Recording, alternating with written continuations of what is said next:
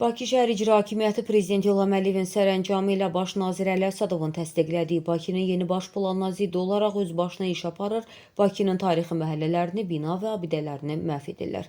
Bu sözləri Bayır şəhərdə aparılan işlərə, tarixi abidələrin sökülməsinə etiraz edən memar Dilqəm İsmailov yazıb. O bildirib ki, hazırda Bakıda memarlıq tarix soyqırımı baş verir.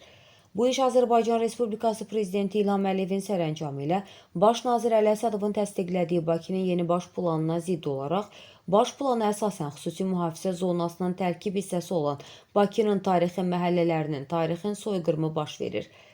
Bu işin başında da Bakı şəhər İcra Hakimiyyətinin Nəzarət Təftiş şöbəsinin müdiri Zülfəli İsmailov dayanıb.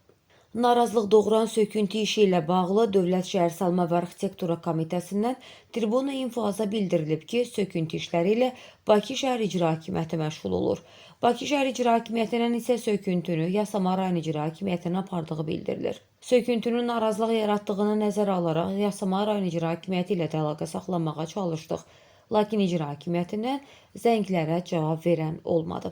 Qeyd edək ki, Yasamal rayon İcra Hakimiyyətinin başçısı Elşad Həsənovdur. Səsləndirilən iddialarla bağlı bütün adı çəkilən qurumların mövqeyini işıqlandırmağa hazırıq.